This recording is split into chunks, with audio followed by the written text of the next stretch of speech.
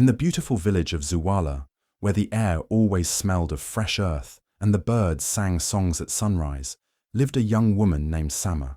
She was the kind of person everyone wished to have in their family, gentle, respectful, and always ready to help others. Her laughter brought joy, and her presence brought peace. Elders blessed her, children followed her around, and even strangers felt welcome in her company. People often said she was the flower of Zuwala, blooming with love and goodness. Samah's life seemed like a sweet story when she married Kanu, a man whose good looks and confident voice made many women in the village sigh in admiration. He spoke kindly, carried himself with pride, and charmed everyone with his presence. The villagers danced and sang for days, believing Samah had truly been blessed with a perfect husband. But what no one knew was that Kanu's charm was only on the surface. Inside him was something darker, something that would soon change everything. Like fire hidden under dry leaves, his true nature was waiting to rise, and when it did, it would burn the happiness everyone thought would last forever. After the joyful wedding celebrations ended, and the songs of happiness faded into quiet days, a dark change began to unfold in Samah's life. Kanu, the man who once spoke gently and smiled brightly, began to show a completely different side of himself. His soft words turned into harsh commands. His smile disappeared, replaced by a cold, proud look in his eyes. He no longer treated Samah with love and care. Instead, his words cut like knives, and his actions became rough and cruel. He would shout over the smallest things, throw things in anger, and blame Samah for everything that went wrong in the house. The man everyone had praised was no longer there. What remained was a proud, angry, and heartless husband. Samah, who once believed her marriage would be full of joy, now walked on eggshells every day. Still, she kept her pain hidden. She thought maybe it was just a phase. Maybe he was just tired. Maybe he would change. She told herself that if she loved him enough, he would become the kind man she first knew. But love, no matter how deep, cannot fix a heart filled with pride and darkness.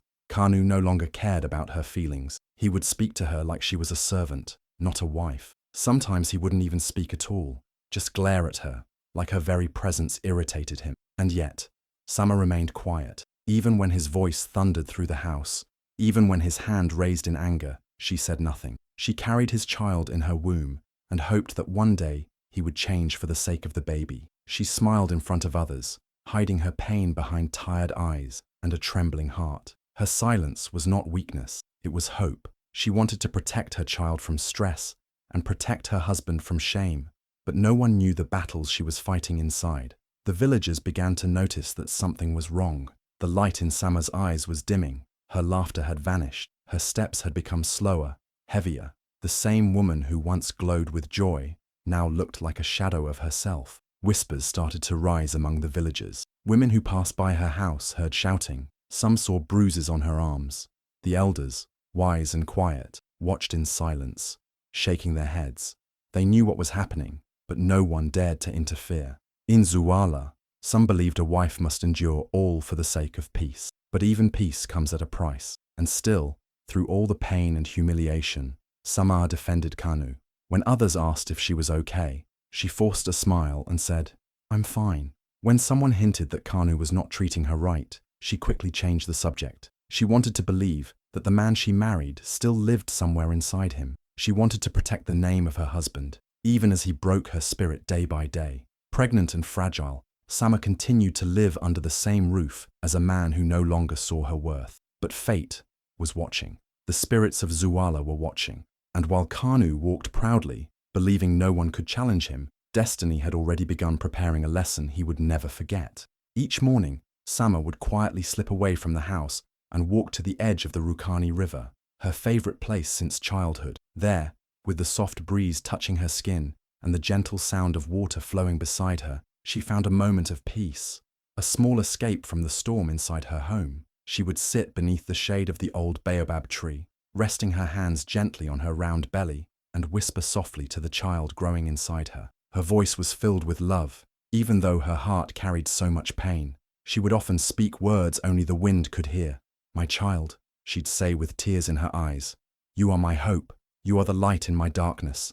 I will protect your soul, even if mine is breaking. You will not grow up in hate. You will rise above pain."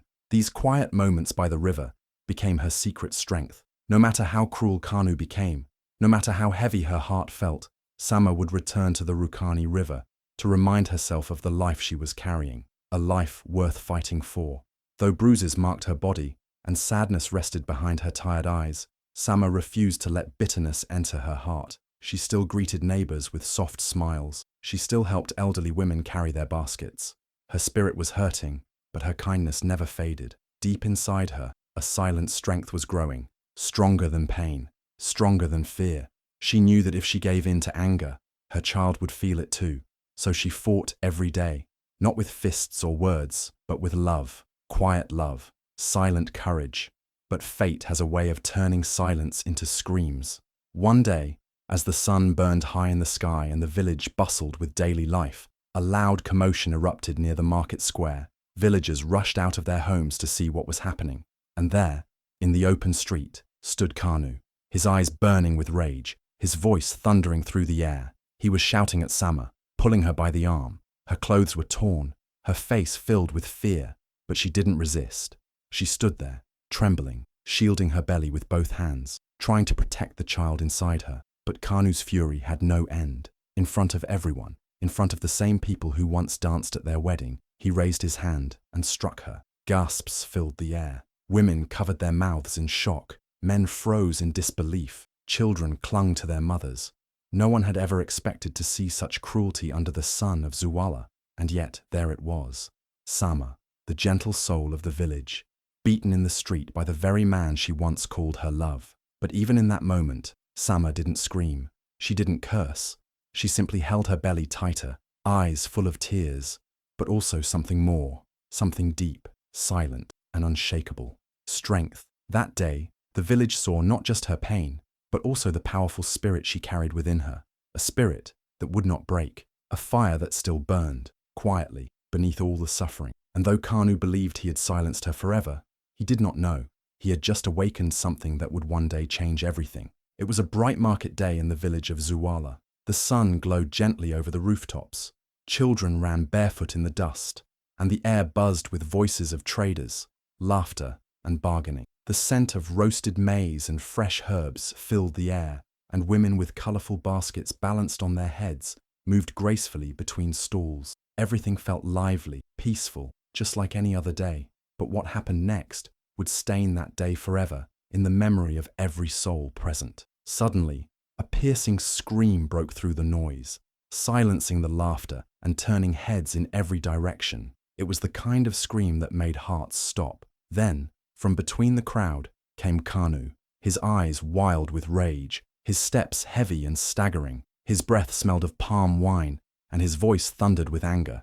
He was dragging Samah, pregnant, weak, and trembling, by her arm into the middle of the street like a criminal. People stood still, shocked and unsure of what they were witnessing. Kanu's voice roared, full of hate and poison. He accused her loudly of things she never did, shouting words too foul for even enemies. He called her worthless, insulted her family, and spat at her feet. Some women tried to step forward, but fear held them back. Others whispered to each other in disbelief. Samah stood there, her eyes filled with tears, trying to protect her stomach, hoping it was just another moment of madness that would soon pass. But then it happened. Kanu raised his hand and slapped her across the face. Once, twice, and before anyone could move, he delivered a brutal kick right to her belly. Gasps rose like a wave. Mothers screamed. Some men ran toward them to stop him, but the damage had already been done. Samah fell to her knees, holding her stomach, crying in pain and fear. The entire market froze. It was as though time itself had paused in horror. Even the children, who moments ago were laughing, stood silently with wide eyes. Just then, through the crowd, stepped Elder Nomoke, one of the oldest and most respected men in Zuwala. His presence was like thunder before rain. He walked straight toward Kanu, eyes burning with disappointment and anger.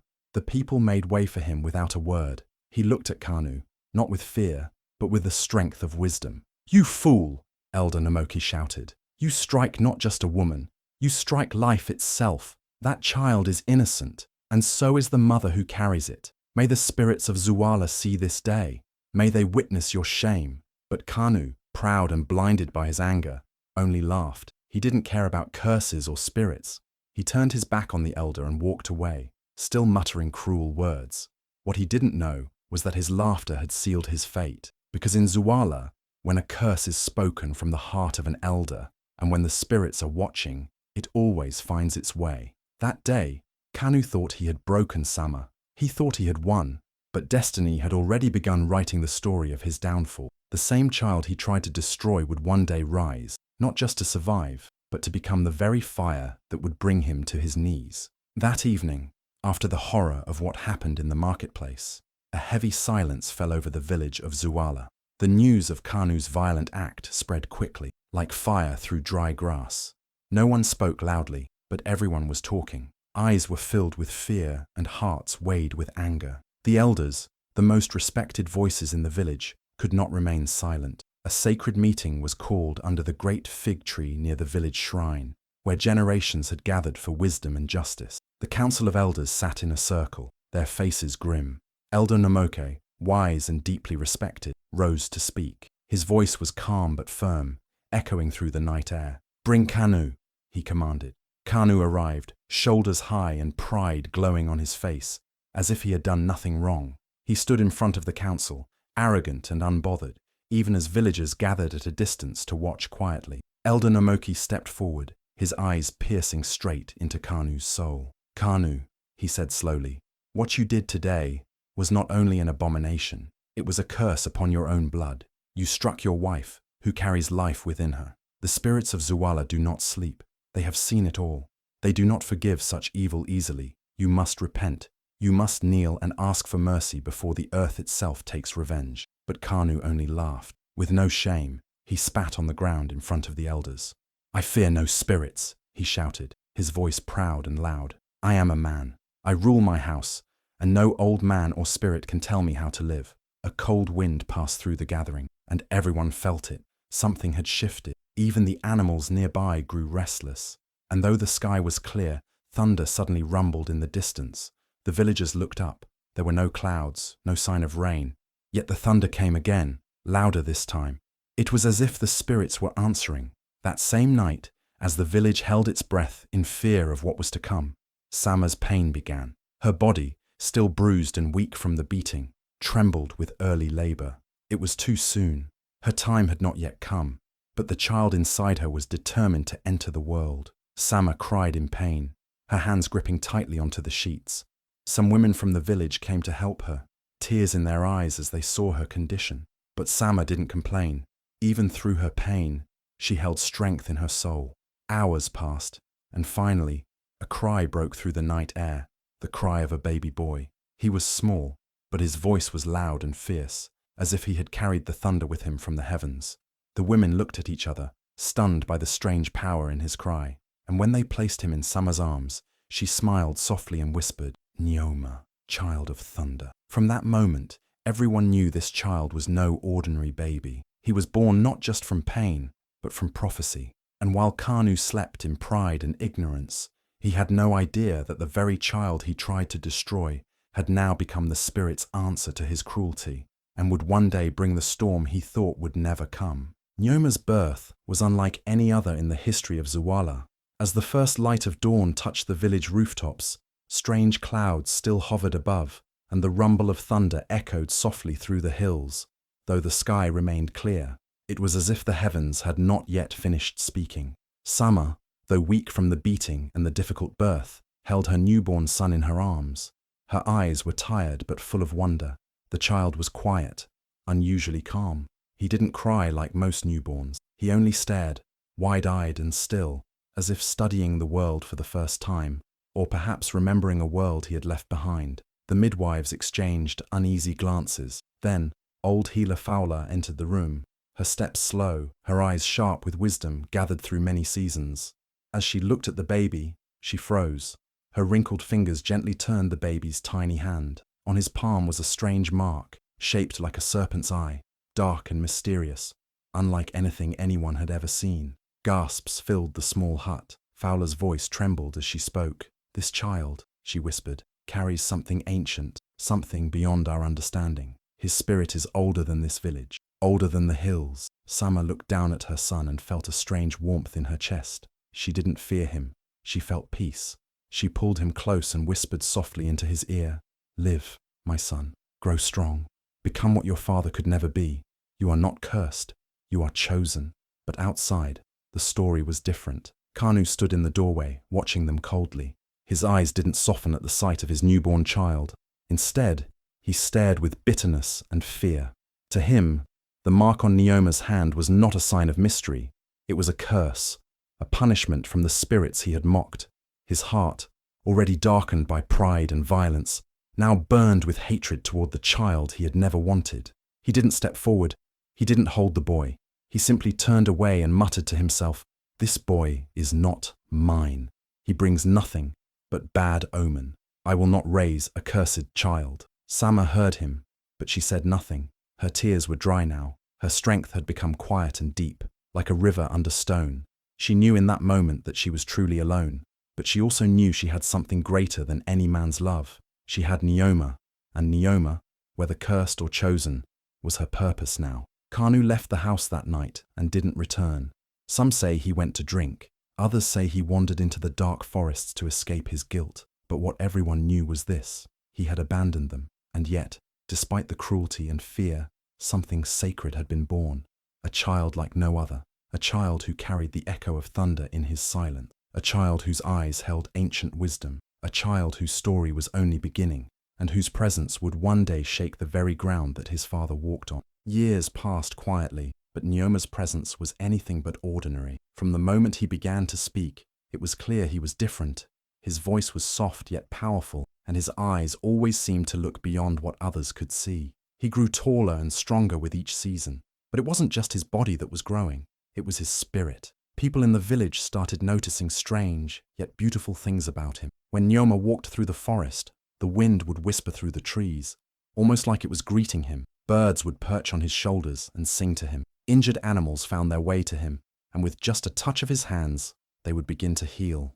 Even the plants in his mother's garden grew taller and greener than those in the rest of Zuwala. Children followed him, curious and amazed.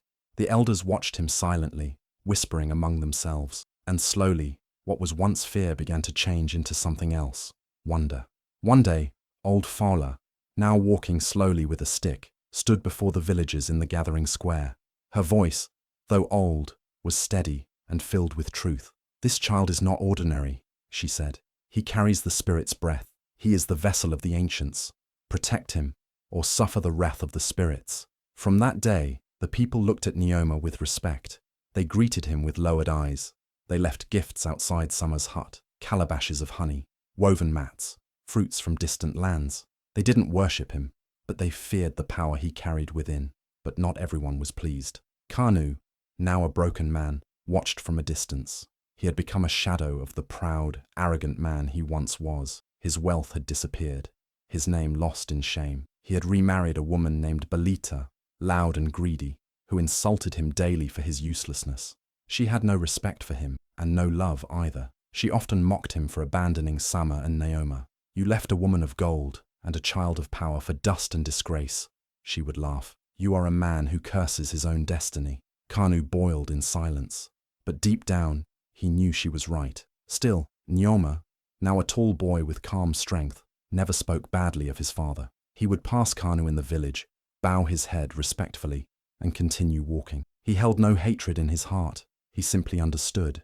He had grown wiser than his years, and he knew bitterness only eats the one who carries it. But fate, like a silent river, was flowing toward a moment that would change everything. One morning, as the sun painted the sky in orange and gold, a strange messenger arrived in Zuwala. He wore robes of deep green and carried a staff carved with old symbols.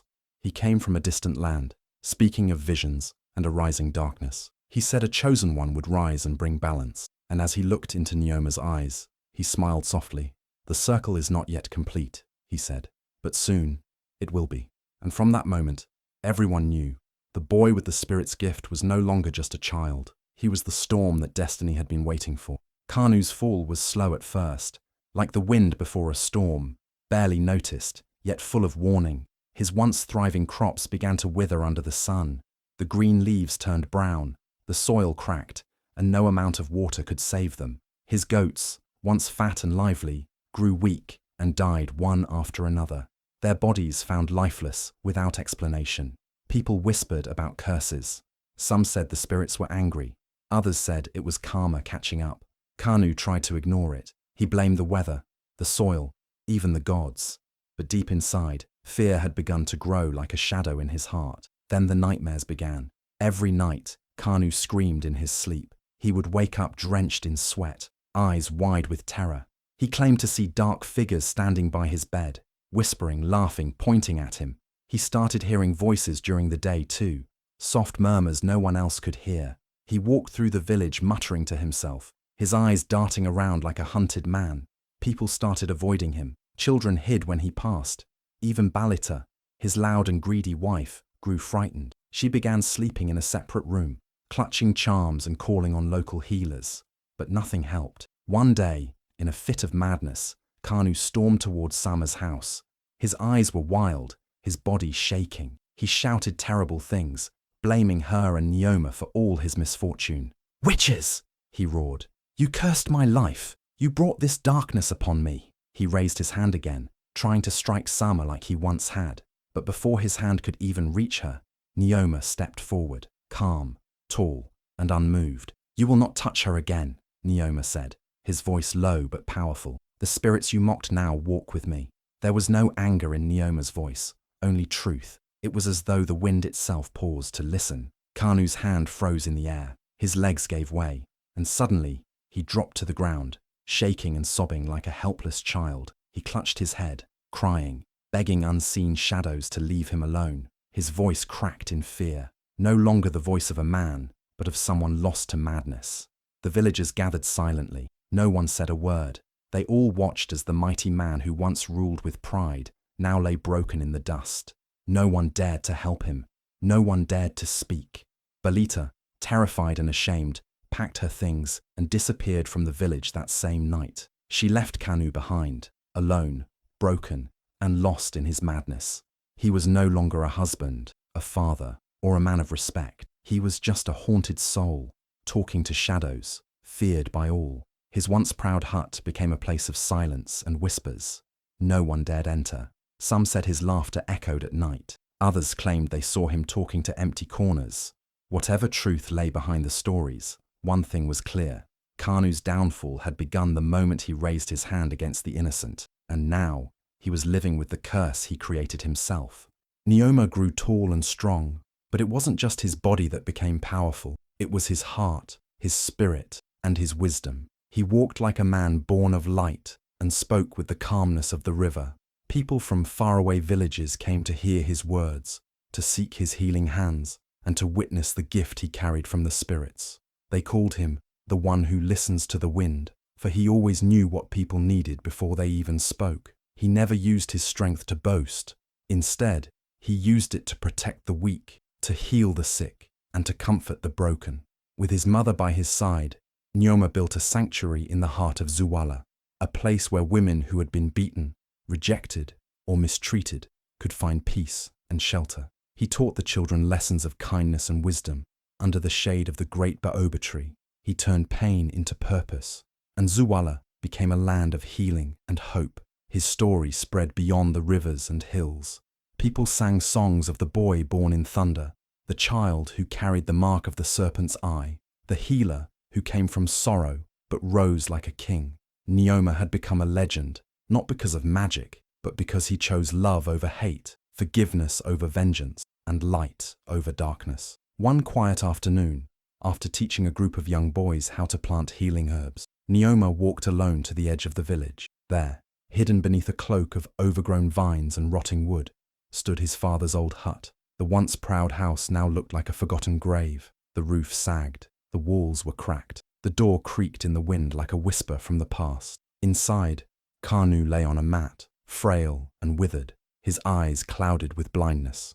His skin was pale, his breath shallow. He had become a shadow of the man he once was. The villagers no longer spoke his name. He was the man who cursed himself, the one left behind by time. When Nyoma stepped into the hut, Kanu trembled. He turned his face toward the sound of the footsteps, sensing who it was. With a shaking voice, Kanu whispered, Forgive me. I was a fool.